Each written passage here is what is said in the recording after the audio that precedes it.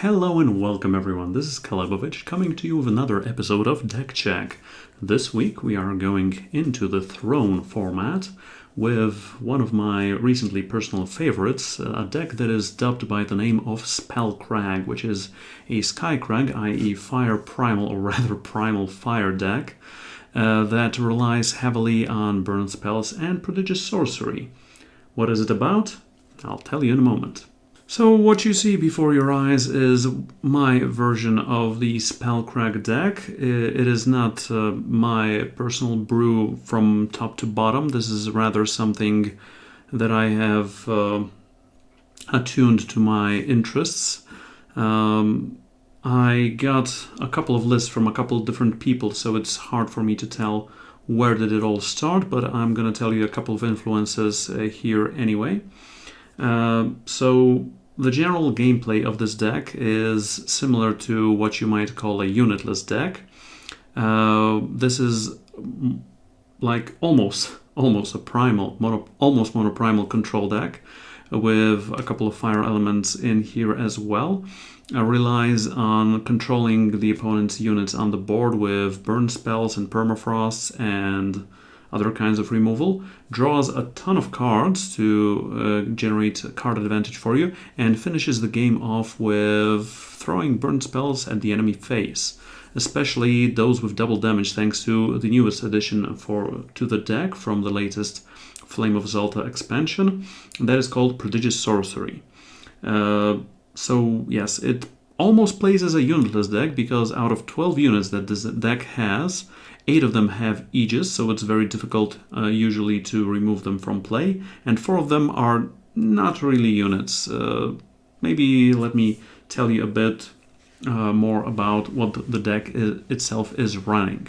So as far as the units go, we are running 4 copies of Genev Merchant, a 3-cost primal Aegis Merchant that swaps a card from your hand from a primal card from your market, and this deck is running Genev Merchants. You might think it would like to include the Skycrag Smugglers that have the additional benefit of giving +1 to all spell damage, but Aegis on this unit is very important, as a couple of hits from a Genev Merchant does help with this deck's overall game plan, but I'm gonna get to that later. But also, there is a huge difference between a regular market, i.e. that you can have a card in the market where that you have other copies in your main deck, so you can be playing the so-called 3+4 copies of a card, thanks to it.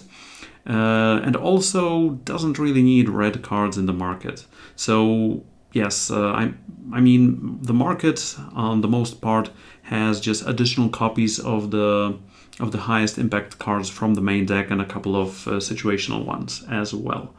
Next up we have Jotun Feastcaller, a unit that is not being run by a lot of Spellcrag lists, but has been I have been playing it since I saw Notorious GHP have it in his list. And I do have to agree, this one is a huge impact. This is a 5-cost triple primal 4/4 Aegis Giant that says when it attacks, draw 1 card, then increase this ability by 1. Now, the easiest way to get rid of this is with Edict of Shavka, but hopefully, and probably not a lot of people are running Edicts of Shavka in the Throne format, thankfully. Although I did run into it on a couple of occasions, and it wasn't a good sight. Jotun Feastcaller has several benefits and has almost always been one of my favorite primal units, to be honest. It is a huge body. I mean, the influence requirement, you don't care about it. 22 sources in this deck give you primal. You usually shouldn't have any problems playing it when you are up to 5 power. The stats are quite good, especially that the opponent cannot burn it with a torch or something like that just willy-nilly or in the middle of combat.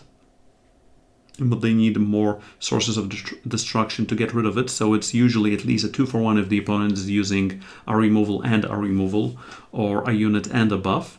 But when just played out on the board on turn 5, you can then follow it up with playing a Hailstorm, destroying everything else, all other small units on the board and just proceeding with attacking with the Feast Caller. So it is a great unit, and hopefully you will see its impact in a lot of the games. But once again, a lot of people are also not playing this.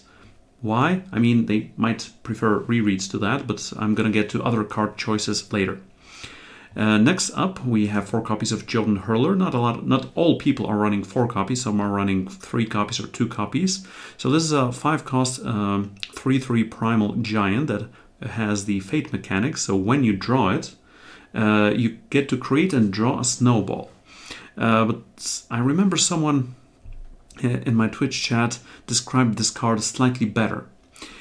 This actually is a 1-cost snowball that on fate creates and draws you a 3/3 Jotun Hurler, because you're using it usually for the snowball to get rid of an Aegis or to kill a small unit, etc., etc. And Jotun's Hurler's body is usually, the card is usually used with cards such as Strategize, Honor of Claws, or Genev Merchant, just as additional card that you have to put on the bottom of your deck into your market or just discard it. So it is a snowball and a card, so it's 2 cards in one, and that is one of your sources of card advantage for sure. In the attachment section, we have 4 copies of Permafrost, a very cheap and effective removal, a curse that stuns the cursed unit for as long as it is cursed, and it has been around for ages, or at least 3 years since the game's inception. A lot of decks have ways of getting rid of Permafrost, obviously, but this is just to stop the opposition for at least a moment, to give you a breath or two to finish the game with your combo, which I'm going to get to later on. Next up, we have 3 copies of Garden of Omens with a 4th copy in the market. It is a 5-cost double Spellcrag site with a durability of 2. Your spells cost 1 less, and it can play 3 spells: Meltdown, kill an enemy attachment; Ice Bolt, deal 7 damage to a unit; or resurface, move a spell of your choice to the top of your deck, and later you're getting a 4/4 Flying Overwhelm Tamaris that once again says your spells cost 1 less. This site is perfect for this deck. I was running... This deck is running 7 fire cards main and 1 in the market. 4 torches, 3 gardens. At one point, I thought to myself, why don't we switch torches for something else? Switch Gardens of Omens for something else, play this maybe as a monoprimal, but that experiment did not succeed because Garden of Omens has such a huge impact on the board and is very, very influential for this deck's success, to be honest, because all 5 modes of this site are just perfect. When you're running this, you don't need any additional attachment removal anywhere between your deck and your market, because you have one in your market, you have another copy of Garden of Omens in your market, and you have 3 copies of it here, and a ton of card draw to just draw these sites. And killing an enemy attachment comes in an array of... there is just a huge amount of things this one can do. While, for example, when playing in a monoprimal version, you don't have that option. Ice Bolt is usually the first spell getting played off of this, so it is a 5-cost slow Ice Bolt that later resurfaces something for you, either card draw or Prodigious Sorcery or a Hailstorm or a piece of removal that you need, and then after a couple of turns you get to play just a threat onto the board. So yeah, all these options are great, especially the passive that says your spells cost 1 less. That allows you to just steamroll through the game because 31 cards in this deck list are spells. Also, 4 copies of Snowball are spells, so 35, honestly. Yes, this is the cornerstone, and you're gonna see it in the games that I'm gonna show you later for sure. Now, Torch, even after being nerfed to a slow spell, is still a great card, a 1-cost fire spell that deals 3 damage to a unit or player. Well, obviously, the inability to play it on your opponent's turn and interact with their charge units or stuff like that is a huge hindrance, but it does not make this card bad at all. It is still good. It is still 1-cost, deal 3 damage. It is still better than Suffocate. It is still better than Defiance in its current form, and it can be brought back with Prodigious Sorcery and acts like as a finisher. So there is that. Next up, we have 2 copies of Island's Favor. It is a 2-cost primal spell that gives you Face Aegis. So, I mean, Aegis to the player, which is usually called Face Aegis, or that I sometimes call for short Feegis. And you get to draw Primal Sigil from your deck. Now, this card slot is contested slightly with Seek Power in some other versions of this deck. Sometimes people are playing 2 copies, sometimes people are playing 3 copies. So there is a difference, and there is a give or take when it comes to both cards. So for me, in the current iteration of this deck, I have chosen 2 copies of Island's Favor because having Aegis on yourself is great for effects such as opposing Royal Decrees or turn 4 Regent's Tomb when you are going second, etc., because you are running 4 copies of Cobalt Waystone that also give you Aegis. But sometimes that is not enough, so you are not susceptible to any Cursed Relics, etc., etc. So the fact of you having Face Aegis is only bad when you're playing against shadow decks that include Vara, Baby Vara, I mean the 4-cost that disallows all Aegis. But that card is just a slight bane for this deck overall. But the color fixing of Seek Power over Island's Favor is good as well. But so far in several dozen games that I've played with this deck, I have not had any influence problems. I mean, literally there was one game yesterday or several days ago where I had 3 power. 2 of them were Fire Sigils, 1 of them was a Primal Source, and I was unable to cast any of the 3 Wisdoms of the Elders I had in my hand. But outside of that one single game, if I had power problems, it was with too few or too many. It was never with the influence. It was never with the colors. So for me, Seek Power or Island's Favor doesn't matter. I mean, being able to choose between Fire or Primal Sigil usually doesn't matter. What matters is this card costing 1 or 2, because this deck does not have a ton of 1-cost cards, or at least proactive 1-cost cards. You can also count in Jotun Hurler as a 1-cost, because that snowball usually deals with a small card like Shenra or Hojin, or insert another Great Justice unit, or just another, or I don't know, Trailmaker, or something like that, or is used to finish something off with a torch like a 4/4, like the newest Nash. But for me, the ability to have Face Aegis is much greater than being able to play this for 1 cheaper. You could disagree with that, but I don't believe that is a huge change more often than not. Next up, we have 4 copies of Ice Bolt. It is a 2-cost fast primal spell that deals 7 damage to a unit. Yes, that much. Its owner gets to play a sigil of their choice from their deck depleted. And remember, if you're playing this Ice Bolt on one of your own units, you get to ramp up by a sigil. Also noteworthy is Ice Bolt's inclusion in the Garden of Omens, because if Ice Bolt is the spell you are playing off of Gardens, either because you're choosing to or because it's the last spell you're playing off of this site, and you are the only person with units in the game, you have to Ice Bolt your own unit. You gotta remember that. So don't Ice Bolt your Jotun Feast color if you don't have to. Just remember about that. Ice Bolts are here mainly because right now it is the only fast removal spell this deck has. I mean, torches are no longer fast, and if the opponent is playing with Haunting, Scream-based decks or just a lot of charge units, you need those Ice Bolts, so you need them handy more often than not.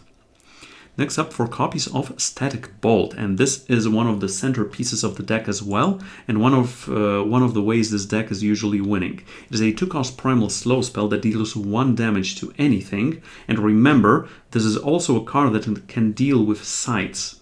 Torch cannot target sites, Ice Bolt cannot target sites, Hailstorm cannot target sites, but this one can. So when you're choosing which piece of removal you're using to remove an opposing unit, just take a moment and think whether the opponent is running any sites or not, so whether to use Static Bolt because it costs more than Torch, or whether to use the Torch that you have in hand, hopefully, as well. The static bolt also has a fate effect, which means when you draw it, you get to increase damage dealt by each static bolt in your hand and your deck by 1. So the first static bolt you're drawing deals at least 2 damage. If you have drawn 3 static bolts and haven't played any single one of them, each of them deals 4 damage. If you get them back via Prodigious Sorcery, it also satisfies that fate clause. So you are, in this game, when you're getting a card, more often than not, you are drawing it, whether from your market, from your void, from your deck, wherever. And that means you are powering it up as well. The only thing you gotta remember about Static Bolt is it doesn't buff other copies in your void. So if you're playing the first one for 2, it stays in your void and it says each time deal 2 damage. So you gotta remember about that when you're assembling your Prodigious Sorcery burn finisher. But yes, this is a centerpiece and you gotta look out for your static bolts for sure. Next up, 4 copies of Strategize. It is a 2-cost slow primal spell that says draw 2 cards, then put Jotun Hurler from your hand on the bottom of your deck. Unless you're flooded, then you're putting a power on the bottom of your deck. Or the Snowball, or I don't know, Island's Favor, something like that. Usually it is draw 2 cards, get rid of something you're not needing at the moment. Next up, 3 copies of Hailstorm, a 3-cost double primal slow spell that deals 3 damage to each unit, and this is a very important piece of this deck because it allows you to win against aggro decks more often than not, and that is also why you're running 3 copies main and a 4th copy in the market just to have 7 sources of that effect. Later on, when you're casting Prodigious Sorcery on it and giving it double damage, it says deals 6 damage to each unit, so it acts almost as a 3-cost harsh rule. And this is very important. It is a very important card, whatever the matchup. Because if by turn 3 or 4, it turns out your opponent is not playing an aggro deck, you can still just put it to the bottom of your Strategize or discard it with Honor of Claws or just put it in the market with your Gen of Merchant. That's the beauty of this deck. Even if you are running cards that are not good against all decks, you can just get rid of them and just replace them with some other cards. 4 copies of Wisdom of the Elders, 3-cost, double primal fast spell, draw 2 cards, easy, simple. 4 copies of Honor of Claws, 4-cost, single primal, draw 3 cards, then discard a card. And 2 copies of Prodigious Sorcery. Look out, blue shirt apple eating man, there is Baleb behind you, and he's gonna murder you.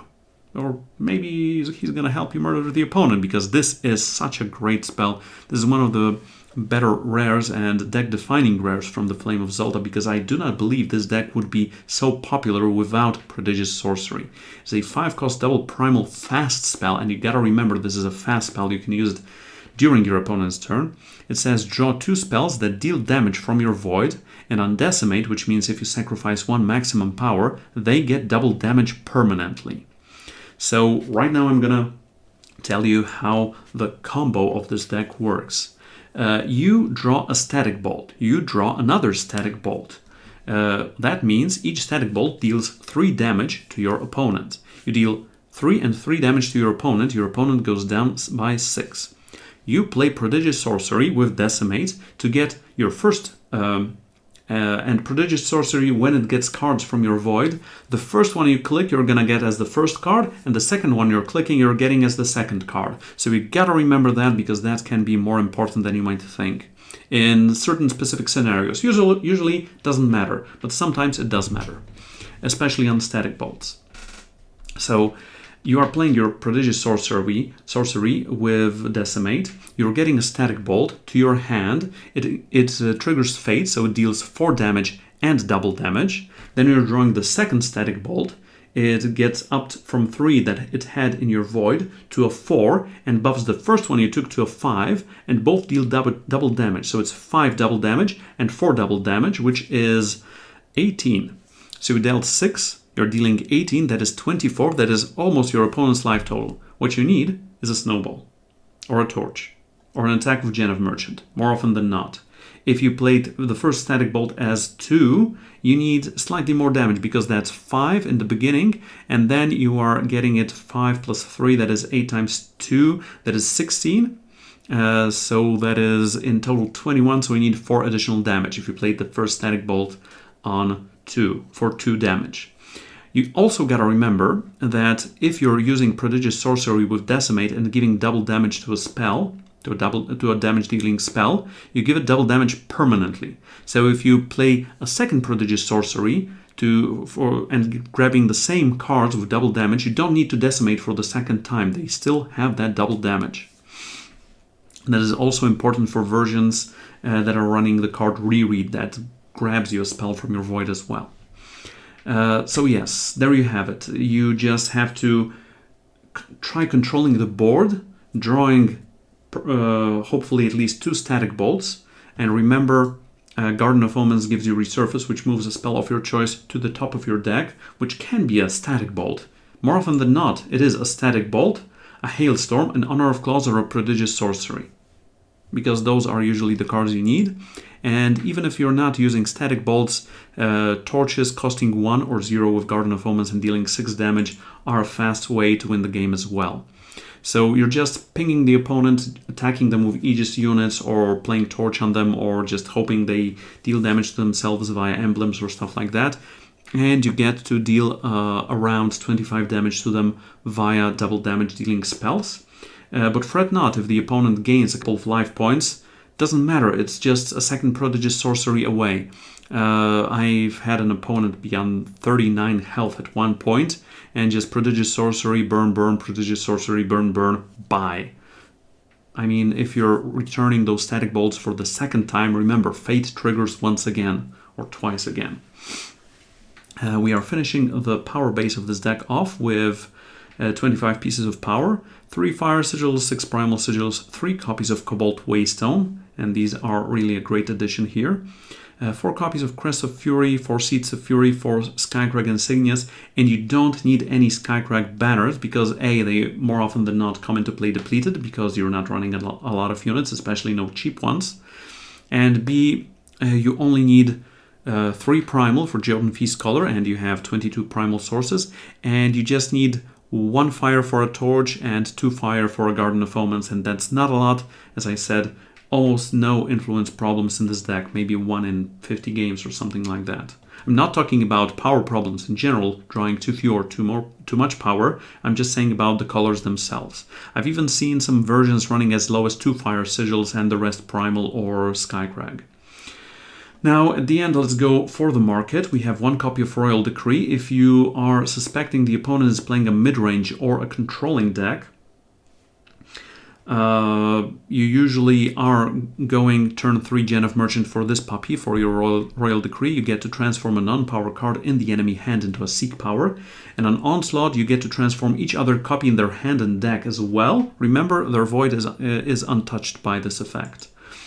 Next is 1 copy of Backlash, and in this spot people are running different things. I am personally running Backlash because A, mirror match and negating a Prodigious Sorcery, B, honestly, Stand Together, the card, and a Display of Ambition, the card. So those three main cards are the reasons I am willing to run a negate in my market. Negate an enemy spell and deal 2 damage to that player. This version is also here instead of an Unseal, which negates an enemy spell or a curse or some other negation, because this is a damage dealing spell that you can get back with Prodigious Sorcery. Yes, you can bring back even a negate here. And rounding out the market, we have a 4th copy of Hailstorm, which is great, a 3rd copy of Prodigious Sorcery, and you don't need 3 copies main deck because I'm going to get to that in a moment, and a 4th copy of Garden of Omens. And that's the deck list. There have been a lot of variations of this, obviously, and I'm going to talk about them at the end of this video after the games. But for now, I also wanted to give you a couple of hints about some of the general matchups and maybe even some specific matchups that I have run into on the ladder and generally that had been played in the most recent Throne ETQ a lot, so that you know what cards to look for and how to play them. Well, let me start with the starting hand first. What are you looking for in the starting hand? Well, first of all, Be happy to even redraw down to 6 cards if the first 2 hands are not to your liking, because this deck is running 4 copies of Jotun Hurler, 4 copies of Strategize, 4 copies of Wisdom of the Elders, and 4 copies of Honor of Claws. Each of those cards is giving you card advantage, maybe aside from Strategize, unless it's alongside a Jotun Hurler. So you are going to get back that card you are missing. But what you are looking for in your starting hand is, for sure, power. More often than not, you want to have more than 2 power in your opener, unless you are going second, you have other pieces that you need here. You have at least a torch or a permafrost, and at least one of your power sources is a crest, which allows you to scout 1 card further, or you have a strategize in your hand already. Because 3 power is the minimum you need to get to be able to play most of your card draw and your hailstorms and your removals, etc., etc. Because if you have 3 power, the only cards you're not playing out is Jotun Feast Color, Garden of Omens, Prodigious Sorcery, and Honor of Claws, honestly.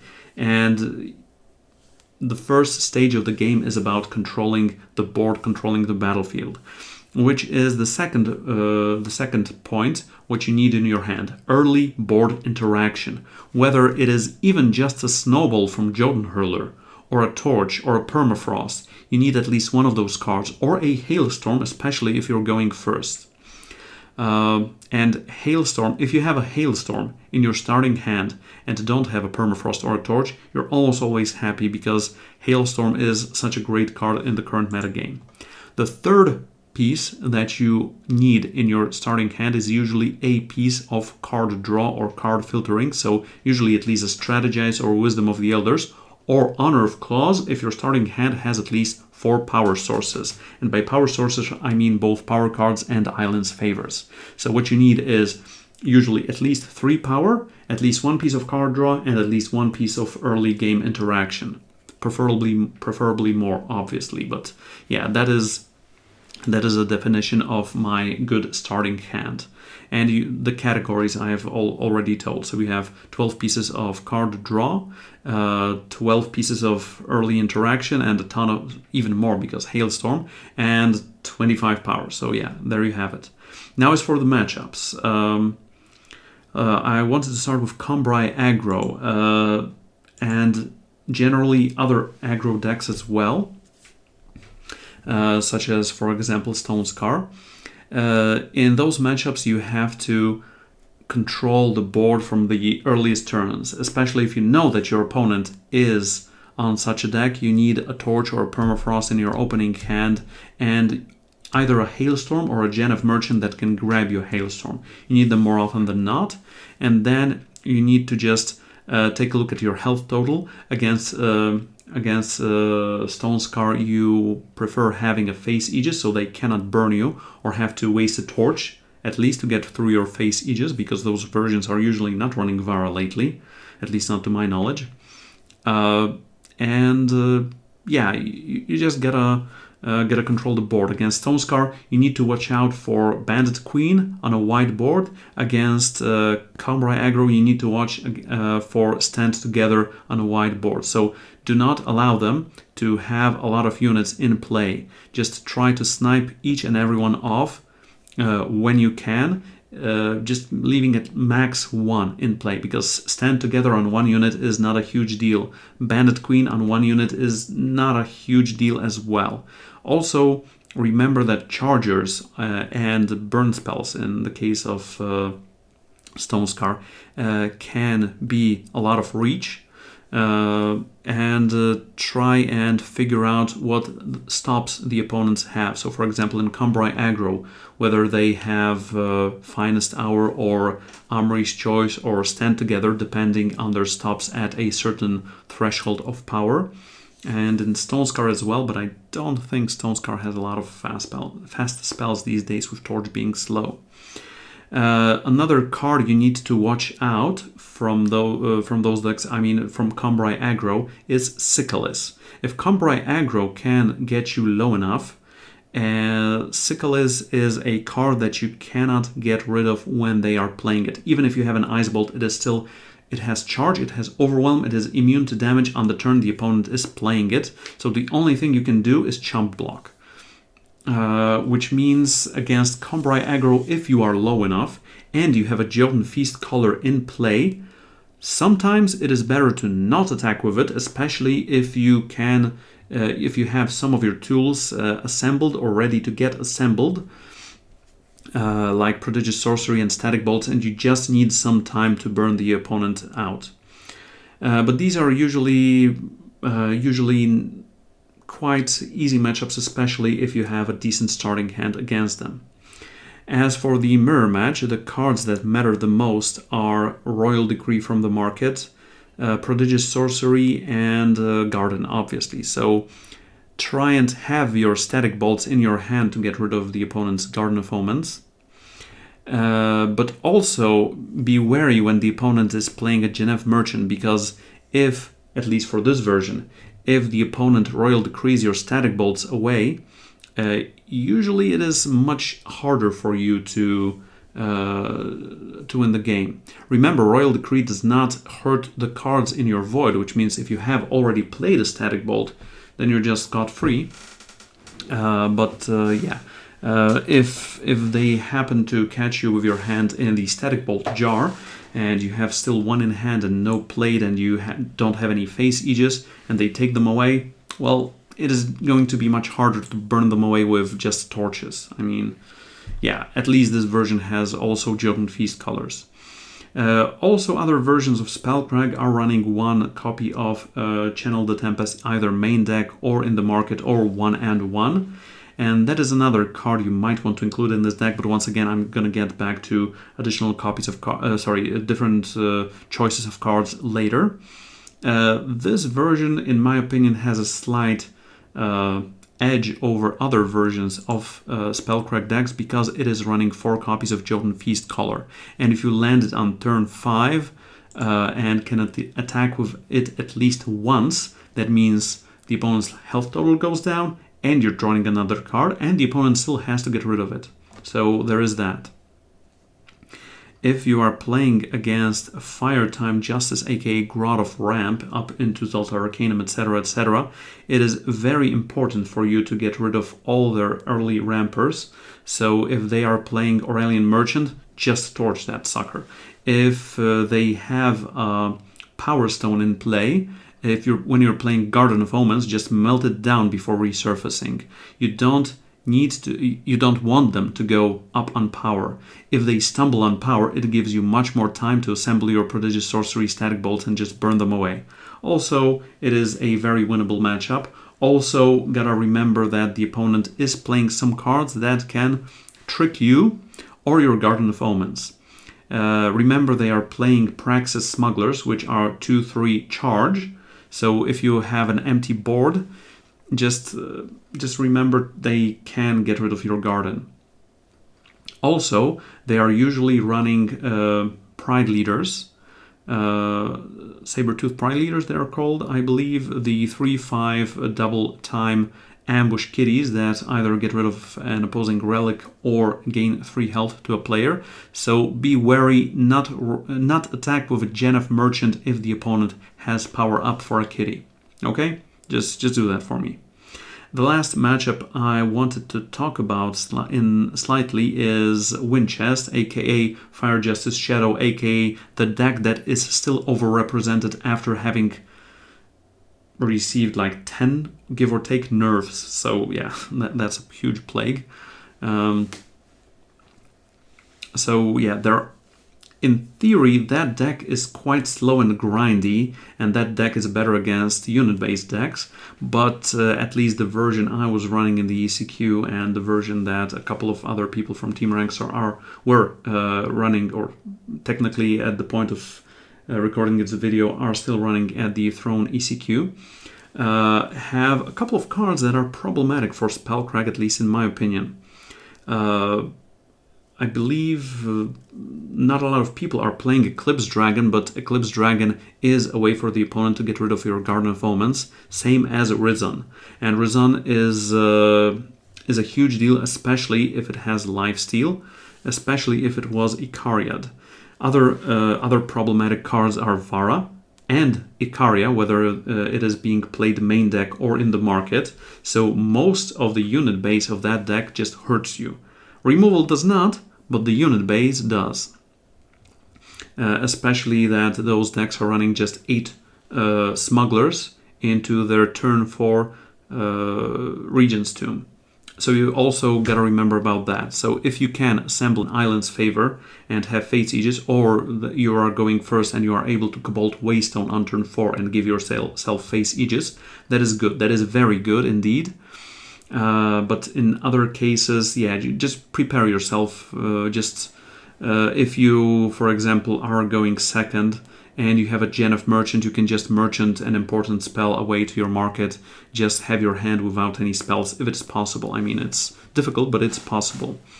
But all those matchups are really winnable. I don't remember off the top of my head if there is a bad matchup for this deck. I mean, a bad matchup is a deck that knows how to play against Spellcrag and or has a couple of tech slots in their main deck or their market.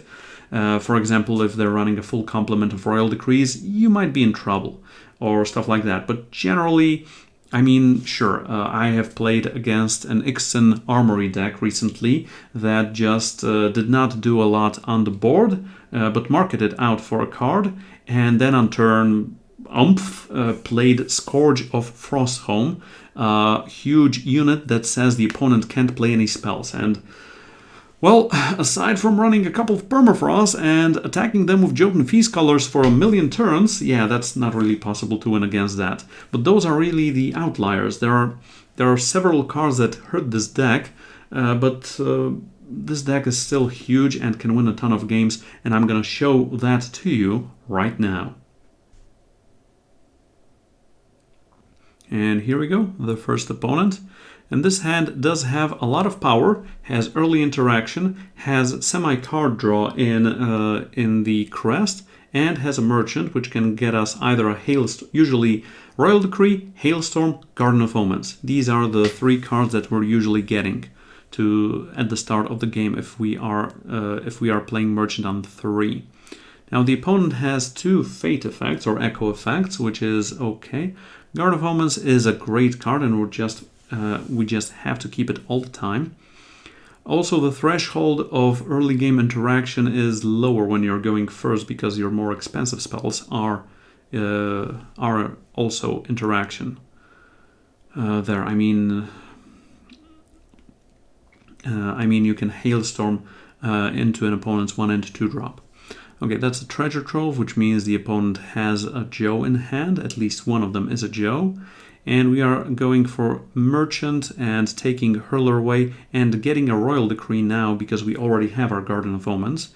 So next turn, more often than not, we are just attacking whatever the opponent is playing. We are attacking into that and playing a Royal Decree, or just snowballing it first if it is a smaller unit or stuff like that. A Justice Sigil means the opponent is playing FTJ and they are playing an Aurelian Merchant, so now we have to hope they are going to block. So yes, this is an attack.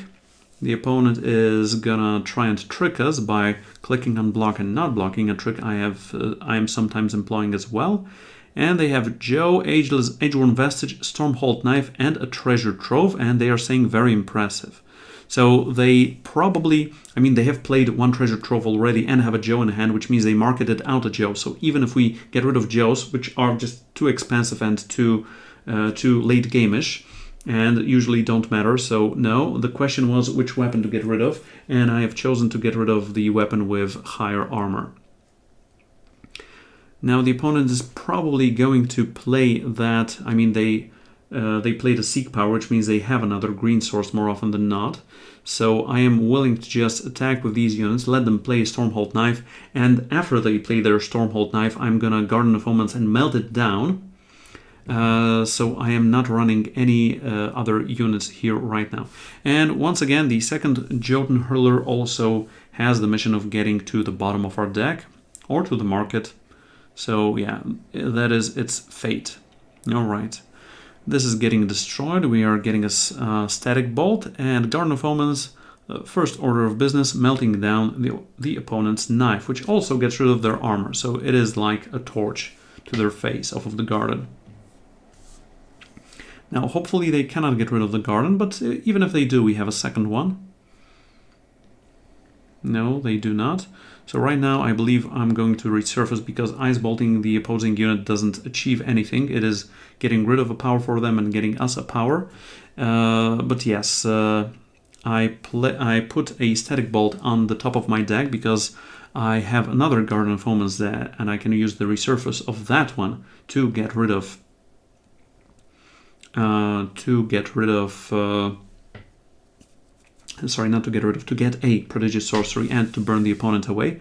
But I am still just going for the merchant, what I said in the intro part, in the deck explanation and deck matchup part of this video.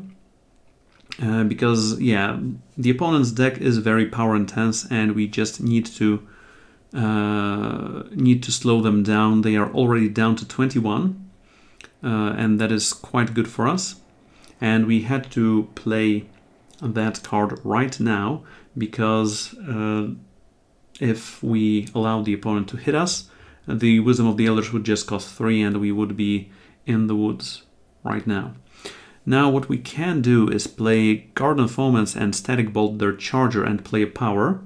Or we can just play Jotun Feastcaller onto the board and play our seat and be quite happy, because starting next turn we can play Static Bolt at the opponent's face, play Prodigious Sorcery at the end of their turn, get both Static Bolts and just burn them away, and that is my game plan right now. So Jotun Feastcaller, hello opponent, I'm a Jotun Feastcaller, now you have to get rid of this one.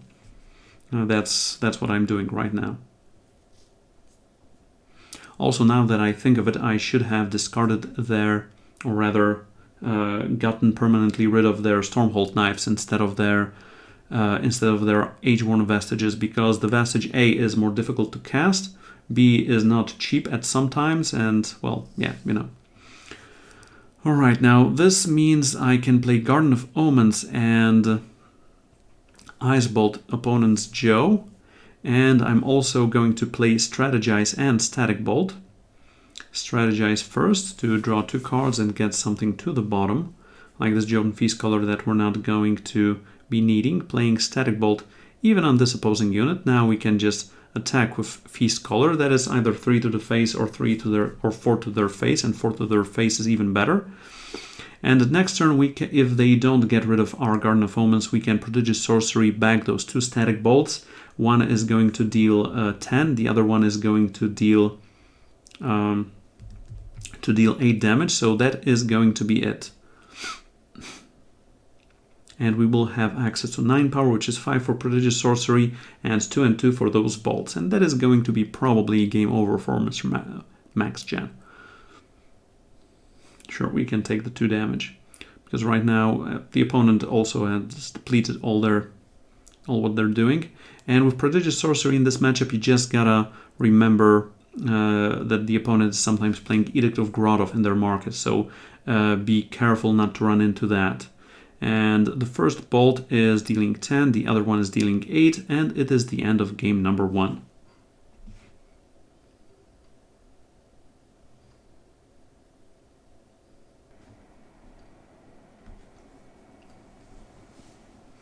For the second game, this hand does not have early interaction. It does have card draw, but we're going second, and we cannot interact with the opponent's board in any way.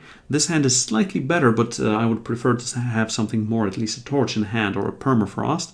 But the option of drawing something, scouting for something with Crest of Fury, and I am getting a strategize because that is something I can actively play on turn 2.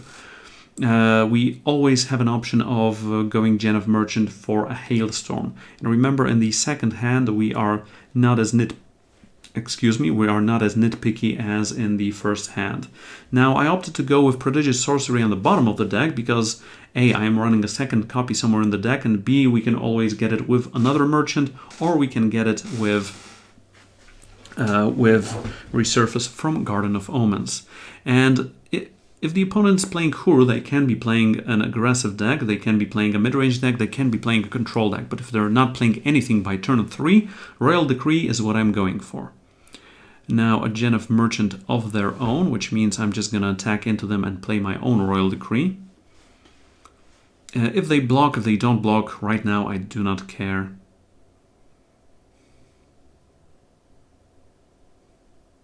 Sure, let's fight and let's take a look at what the opponent has in their hand.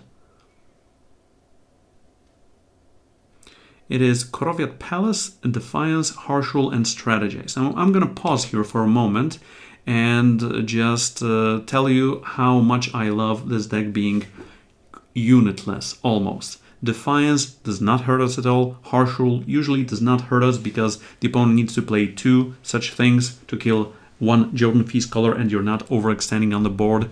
Strategize does give them some cards and some filtering, sure.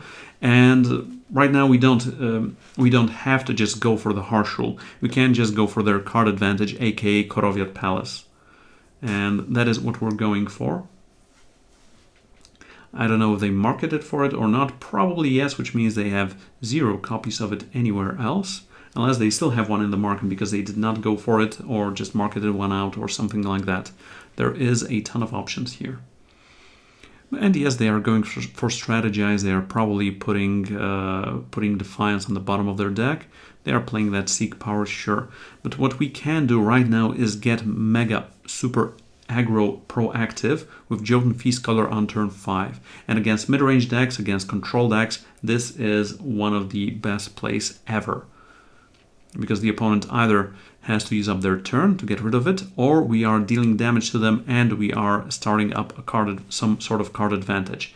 And it is both, because they don't have enough power up for Hailstorm and Harshul, and they did keep Defiance, which is strange in my opinion, but sure.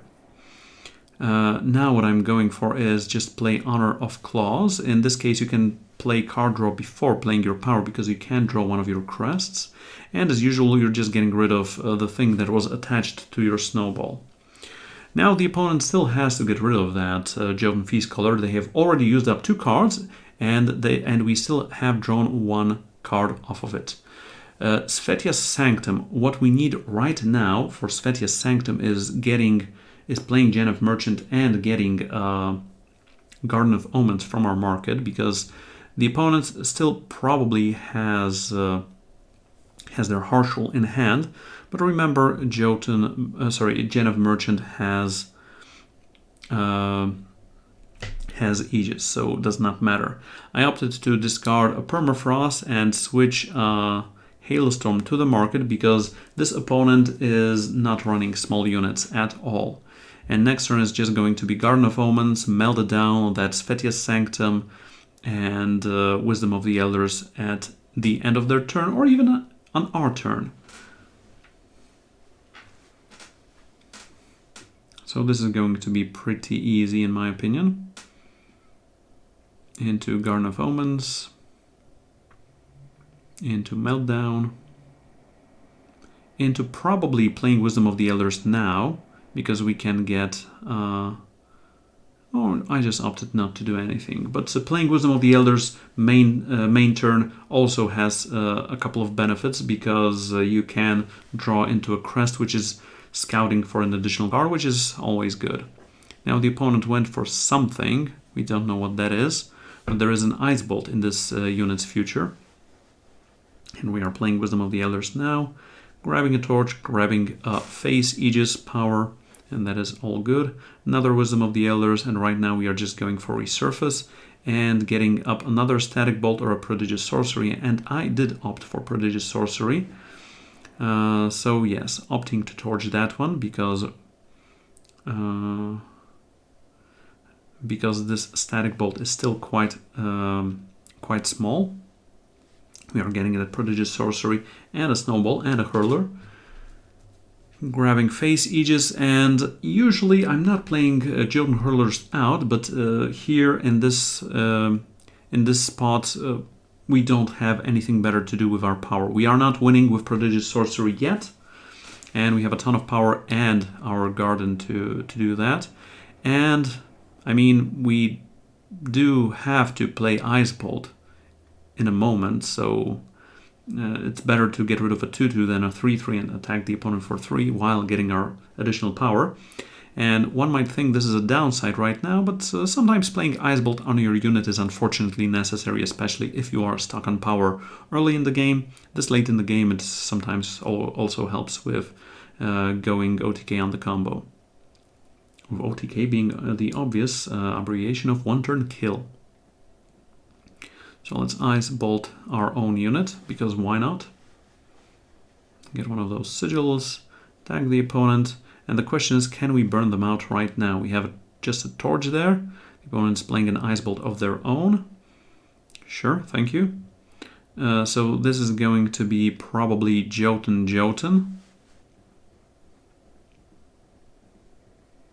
I mean, it is an option, or just playing the Feast color and keeping up power for Prodigious Sorcery. But I opted for the double Jotun action, and this is almost scoop o'clock for the opponent. They are playing a Genef Merchant of their own. Fortunately, we have Face Aegis, so we don't care if they're going for Royal Decree or whatever.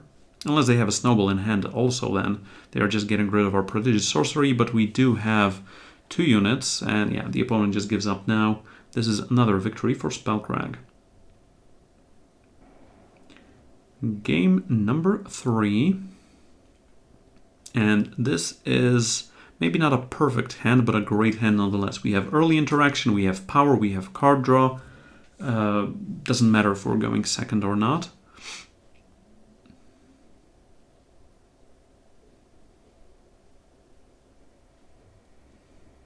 Turn 1 Oni Ronin, that's getting torched for sure. Don't debate them for a Hailstorm. Just torch it right here, right now. I mean, Warcrying a unit might take it out of Hailstorm range. And now that I drew my second Hailstorm, I'm not gonna Static Bolt that. I'm just gonna play first Hailstorm on their board, killing probably their 3-drop and getting Aegis off of this one. And nobody is expecting a second Hailstorm. Another thing I wanted to talk about is me playing Cobalt Waystone instead of Primal Sigil. And the opponent is quite overextending here, and that's good for us. I might have drawn another Seat of Fury. That is why I played Cobalt Waystone first, because I'm not counting on that card giving me Face Aegis anytime soon. You don't need to go for Face Aegis at all times. Nika the Freescaler is a slight problem for us here because it is out of range. The opponent can make it up to an 8/4, and if we play something directly on it, well, then we are just getting dealt some additional damage that we shouldn't be getting dealt. Now, in this case, I believe one Garden of Omens should be enough to get rid of their whole board, because on turn 5 we can play Garden of Omens, get rid of their 8/4 with an Ice Bolt, taking 3 damage in the process, and we can torch the other unit as well. And the opponent is playing a Miner's Musket here. But fortunately their hand is empty, but we gotta be careful now. We are at 8. The opponent is playing red, which means charge, which means burn, which means relic weapons. So yes, I remember I was thinking for a long time at this point, but what we need to do is play Garden of Omens, play Ice Bolt on their 4/4, get down to 5 health, and play Torch on their face so we can get rid of their relic weapon. And we are either down to 5 if they are going to kill our site, or down to 3 and in torch range. But well, sometimes you just gotta risk it. Right now, hopefully the opponent plays something else as well, and we can Hailstorm both of them. If not, I'm just gonna go Wisdom of the Elders into Static Bolt. Wisdom of the Elders because I might draw a depleted power source, like or just get Face Aegis. Getting Face Aegis here is very good. It saves us from a stray Torch or a stray... what was the other one called? Or a stray Flame Blast for 6. Shavka Evangel and Red Canyon Smuggler without any cards in hand, and that is very good because right now we can Crest of Fury and Hailstorm. Genef Merchant is a great card here because we are going to get our hurler out to the market and we can play Merchant into Garden of Omens and get something for our troubles. But at this spot, the opponent knows we have a lot of cards in hand, we have a Face Aegis, and they just gave up. So yeah, so usually this game would take a couple more turns, but this aggro player just had enough of it.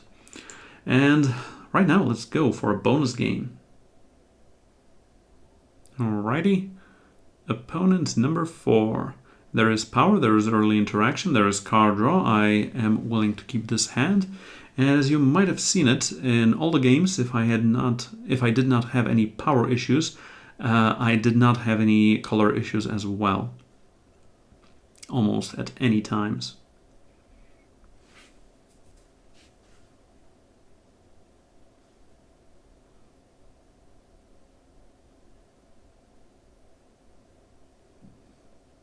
Now this is all going to depend on what the opponent starts out with. So we can go for a Crest of Fury here, for sure. We don't need any additional power. Strategizers are better when we have Jotun Hurlers, obviously, but even aside from that, we can just get the second Strategize to the bottom. Now the opponent is playing Hojin, and what we want to do versus Hojin is, well, we're not as power efficient, but we don't want the opponent to gain any health, and we don't want to get lower on our health as well. So that is why I am just playing a 1-cost card instead of a 2-cost card, and then next turn into another Strategize. And we are going to Strategize into a Permafrost anyway. We can put our one Primal Sigil on the bottom of our deck, or one Cobbled Waystone, or even the Fire Sigil because we don't need it. Play Seed of Fury and just permafreeze their unit. But if I know my Huru deck, they do have some ways of getting rid of those permafrosts, of giving their units endurance, etc., etc. So gotta be careful about that at all times. So this is not a permanent solution for those units for sure. Now what I'm going for is play the card draw first, get something to the bottom, probably a power. Because I do want my Honor of Claws, I do want my Jotun Feast color, and I do want to Ice Bolt their unit right now because I don't want them to get Daring Griffin into play. Alright. I mean, unfortunately the opponent is going up on power, but we are trying to get parity on the card front at least. Ghostblade Outcast, sure. What we are going to do though is just play Jotun Feast color. And I am not blocking here because if the opponent has a Finest Hour, and they usually do, they are just A, getting rid of our Jotun Feast color, B, they are putting a weapon on Hojin, which means C, they are ramping up, and we don't want them to do that. And we can attack for more. Our clock is faster than their clock at this point. And they do have a stop, and it's usually a Finest Hour or something like that. And in this case, we can discard a power, and let's torch that because that is life gain indeed. The opponent can obviously try and save it, or they can just put the weapon on one Hojin.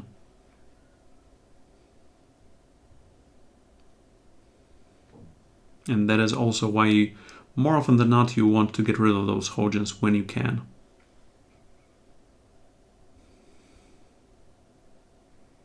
I mean, Permafrost is not the final solution against Hojins. Linebreaker's Shield and playing Spellcraft, probably, yes. So this is what I was talking about. Huru decks usually have an aggro decks, non-Stone Scar aggro decks have a way of getting rid of Permafrost, so you gotta remember about that. And the opponent is now regaining 8 health. This is not the end of the world yet. We do have some burn spells here as well. But after I was thinking for a moment, the opponent probably at this point has a Finest Hour. So playing the Torch and playing deal 2 off of a Static Bolt does not matter a lot. But if we trade Jotun Feast color, we're still drawing 2 cards. If we trade Jotun Feast color for that Hojin, and a Finest Hour, we can finish that unit off with a Static Bolt, and we can still play Honor of Claws, etc, etc. So there is that. So yeah, I just opt to fight here, kill that with Static Bolt, play Honor of Claws because it gets us deeper into our deck. Yes, Caleb, always remember to play card draw first. Joven Hurler can get discarded here, and is going to get discarded as usual. This is usually a no-brainer. Even if I have a ton of power, I am doing that. And after I saw the opponent playing with a Linebreaker Shield main deck, I opted to kill that unit right there and then. And the opponent is playing a Daring Griffin. Now, this is going to be an interesting turn, and I do remember this one, because, yeah, first I'm playing a Snowball, which means their Daring Griffin gets sacrificed. They are playing that 4-cost Exalted Weapon on their unit. They're playing another Daring Griffin, which means my next spell is also getting negated, and that one is Static Bolt, somewhere, is also getting negated. And fortunately, that Renown has already been triggered, but that is a 10-7 unit. And we can finish it off with the Ice Bolt off of Garden of Omens. So that was a huge sequence. But that is one of the reasons why Snowballs are just a great addition of this deck to this deck. Now let's go for that resurface. Let's go for probably Prodigious Sorcery, because we already have some card draw in hand. And yeah, Wisdom of the Elders is more often played main phase than not. Because right now we can go for that Honor of Claws, we can discard something like a Permafrost, because we already have an Ice Bolt, or a Hailstorm, doesn't matter which, really. Now I can either go for Strategize, or keep power up for my Prodigious Sorcery. And here we can just get rid of a Primal Sigil, or the Spellcrag Insignia. We can... I remember why I did that, because that was a Strategize, and if I put Primal Sigil on the bottom of my deck, there was a non-zero probability that Primal Sigil I drew off of Island's Favor was that exact one. That is why, and it doesn't matter which non-depleted power source I took here. Alright, I was checking to see that I have 2 Static Bolts in my Void, so that is not a lot. That is 2 and 3, which is going to be 16 damage, so that is not the end of the game yet, but we do have 3 pieces of removal and a Prodigious Sorcery, which is an additional 2 pieces of removal, one of them probably being... Wait, we don't have Hailstorm in the Void, I think. But yes, this is a good situation, especially that now we are getting Tamarisk, so we do have a unit. This game is not over yet, but it is going quite well.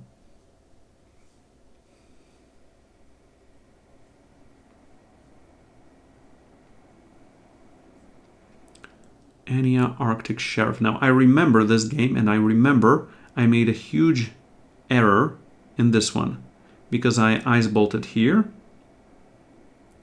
and in response, they played a Finest Hour, which grew this unit to a 9/9 before my second Ice Bolt could do something. So this is actually a mistake, the second Ice Bolt, but it was also almost midnight, so that's all I'm gonna say here. While I just could have Prodigious Sorceried for one of the Static Bolts and an Ice Bolt, and just Ice Bolted for 14 with double damage, that one. And because it is such a huge unit, I opted to Ice Bolt that here and then, just for my Tamarisk to be unlocked here. And so frozen and unfrozen. But that was wrong sequencing from me. I should have one additional bolt in my hand at this point. Ice Bolt, I mean. And I'm also going for Prodigious Sorcery because it is almost burn o'clock. I can deal 8 right now, and then one of them will have 6, the other one will have 3. So that is another 18 damage, but that is one off. That is one off lethal, which is why I opted not doing it right now. I mean, with 10 power and all spells costing 2 less, I don't really need to do that early. Alright, just attacking with both now. Opponent has some stops, it seems, but it might be just another finest hour. Let's go for 8. No stops on this one. So it could be something like a Defiance. And we're getting both static bolts. The first one is getting up to a 5 and a 6, the other one just a 3. So one deals 12, one deals 6, and the opponent goes to -5. And that is it for the games.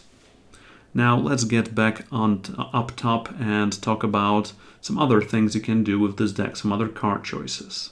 And there you have it, ladies and gentlemen. A bit longer on this video, but I believe I had a bit more insight to share, at least on the starting hands, on the matchups, and on the strategy of the deck itself, than more than in the previous deck check episodes. Now, remember, this is not the best list for this deck, and people have been running some other cards in here as well, and I'm going to showcase them to you right now. So, for example, instead of Island's Favor, I believe everyone knows Seek Power. That is an easy one. I saw some versions that instead of your Ice Bolt, we're running Edict of Linrai, stun an enemy unit if it's fire or time, transform it into a 0/1 Totemite and then stun it instead. But that one is too meta dependent. Also, if you're not running Ice Bolts but are running Edicts of Linrai, that just means you don't have any fast interaction in this deck, unless you play an Ice Bolt off of Garden of Omens and then get it back later on with Prodigious Sorcery. Next card you might be seeing in some lists is a Reread, a 2-cost spell that says draw a spell from your void, it gets void bound, which has all the ups of Prodigious Sorcery, and you can get Prodigious Sorcery back with it as well. You could be running one copy main deck and snatch it with a Garden of Omens. You can be running one copy in the market instead of, I don't know, the Backlash or something like that.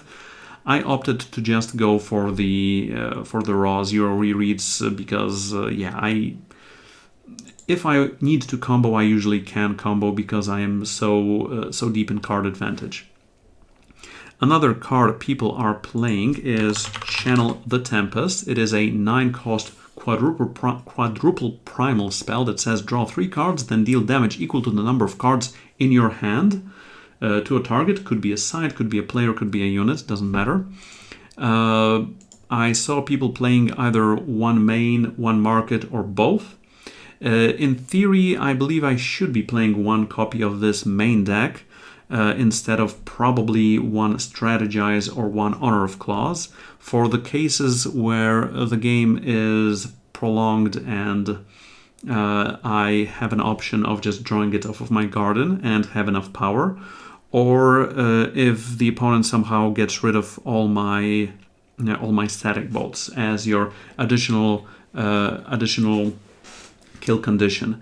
I mean, I did not have many problems winning without Channel the Tempest, but I did manage to lose a game against Spellcrag when I was playing Winchest, with the opponent playing Channel the Tempest, getting it back with Prodigious Sorcery, dealing double damage, Channel the Tempest to me, and then getting it back once again, and for the third time, and I received like 40 or 50 damage, and I went down to -2. So it was barely there, but yeah, they still managed to do it with Channel the Tempest. So you might want to run that, you might not want to run that. Depends on your personal preference more often than not. But remember, more often than not, this could be a dead card in your hand. Another thing that some people were playing are 3 or 2 copies of Granite Waystone instead of some Primal Sigils and some Fire Sigils. I mean, at least 2 Fire Sigils in all versions, but one I saw had 2 Fire Sigils, 3 Granite Waystones, 4 Primal Sigils, 4 Cobalt Waystones. The advantage of playing Granite Waystone is for you to grab a Granadin and have it in your hand as an additional card you can ditch with your Merchant, with Strategize, or with Honor of Claws. But more often than not, for me, it is also the case, okay, I have Granite Waystone, which means my Seat of, instead of a Sigil, which means my Seat of Fury comes into play depleted, and you don't want your power coming into play depleted that often in this deck. Also that version had only 20 only 20 primal sources, but was not running Jotun Feast colors, so they didn't need triple primal that early. So yes, those are some cards. Another couple you might think about, but probably not, is Burstpore Fern instead of Jotun Feast colors with Mastery 10 for the rest of the game. After you play a spell, play an additional copy of it. But this is approaching slightly more meme-ish territory, and if you want to go for try-harding, Jotun Feast color is just better at this point, I believe. Another one you might be considering instead of Channel the Tempest is running a Maul, but preferably in the market, not in the main deck, because it is a damage dealing spell. You can get it back with Prodigious Sorcery, and then it deals 4 damage to the enemy player for each card in their hand. But yeah, you just want it for a finisher. Or if you want a huge unit finisher, you can just keep a Mokhnati Restored in your market, or you can even go for Molot and Nakova in your market, because that spark is easy to trigger even with just a snowball. So yes, this is my version of a Spellcrag. You can change it in a couple of ways. I mean, there is a lot of cards that are in all the versions, like Gen of Merchants, Permafrost, Gardens of Omen, Torches, Static Bolts, Hailstorms, Wisdoms, Honors of Claws, Strategizes, Prodigious Sorceries, but there are several cards, like between 5 to 10 card slots, that you can just try and mess with. As the last note, I will just show you an experiment that I did. Caleb Madness, I called it. I tried making a mono-primal version of this deck without Torches, without Gardens of Omen. As I said, it was really not that great, because Garden of Omens is just too good not to get played, with the only upside, two upsides of playing a mono-primal version. One, the biggest one, is playing Seals of Devotion, a power source that has Warp while you have no more than one type of influence. And it doesn't give you any types of influence, so this is a power you can warp, and this means, at least for me, that I don't need to be running Seek Powers or Island's Favors. Well, Island's Favors would be for the face Aegis, but yeah, you know what I mean. Because playing a Seek Power for a Sigil is almost like warping a Seal of Devotion.